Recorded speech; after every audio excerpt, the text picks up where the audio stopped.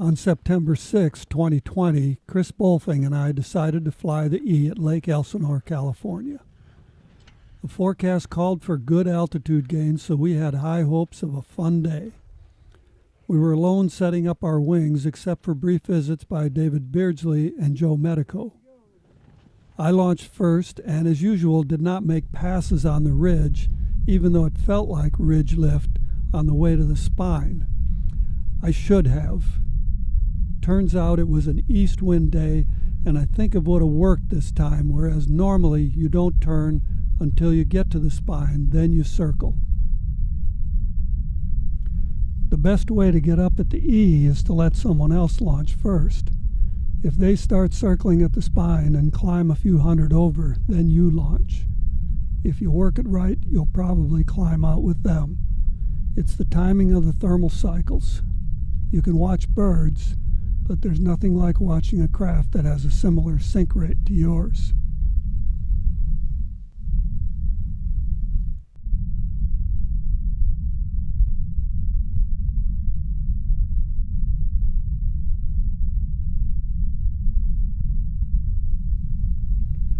I, like a fool, didn't work the shoulder thermal effectively, and soon I found myself scratching for my life halfway down the front of the E-cone.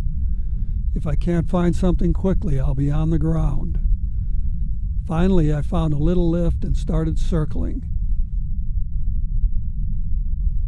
One of the best things in hang gliding is to be sinking out and to find that lucky thermal.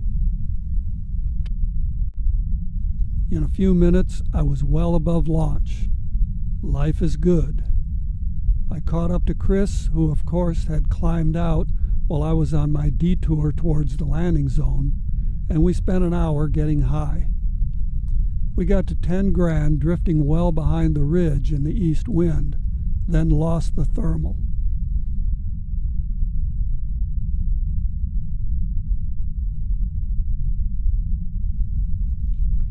At the E, you launch at 2,700 feet above sea level, and on the good days, you can climb as high as 15,000 feet. We headed south towards a cloud and sank into the smooth coastal air mass that underlay the slanted desert air mass. We struggled to penetrate back into the inland air, but finally found a thermal that took us to 12.5 MSL.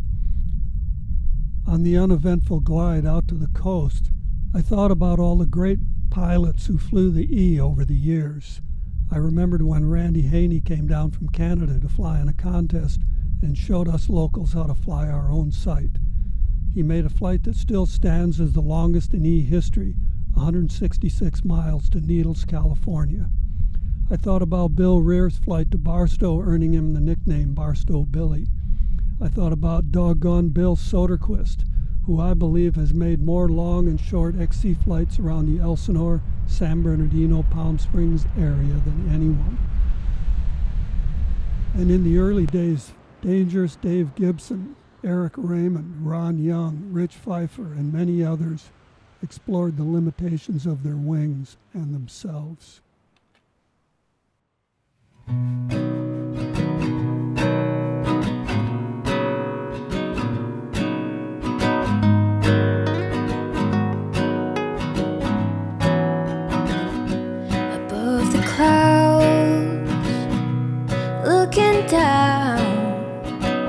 Nothing can hold me back. There's nothing better than that. That feeling feels like I'm dreaming. Everything below me seems so small. God no cares at all. Way up high.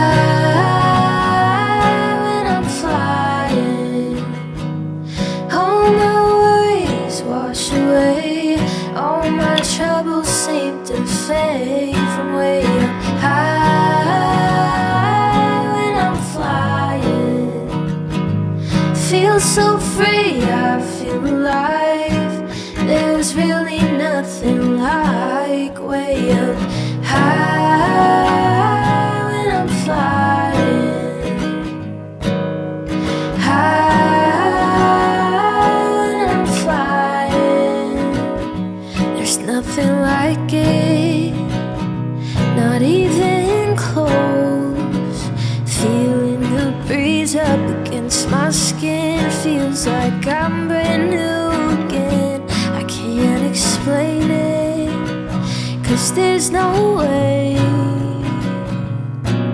to put it into words, have to feel it first. Way up high when I'm flying, all my worries wash away, all my troubles seem to fade. From way up high when I'm flying, feel so free, I feel alive.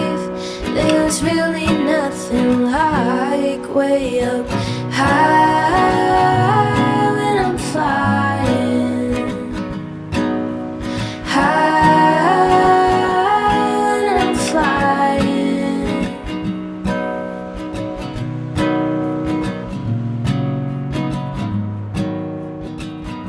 From way up high when I'm flying.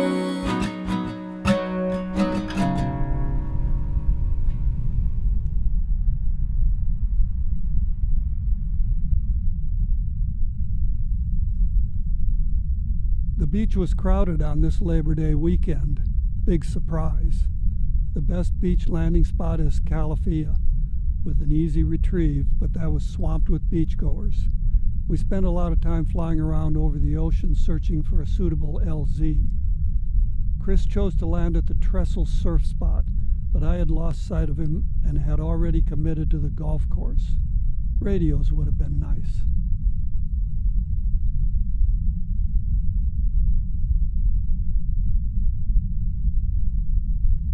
At the end, you'll see a list of all the Elsinore pilots I could find. I apologize to those of you who know you belong on the list but aren't on it. If you feel you belong on the list, leave your name in a comment and I'll add it to the list in the description.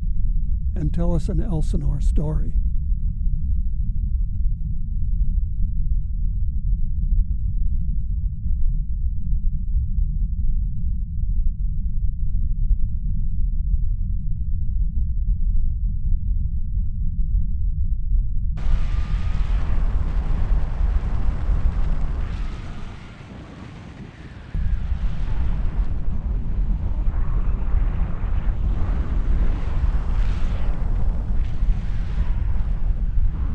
I landed on a north-south fairway. A friendly man walked up and cautioned me to watch out for incoming golf balls. After folding down, I left the Trapezoid glider on the curb and walked across the freeway to visit my old friend Scott Stewart.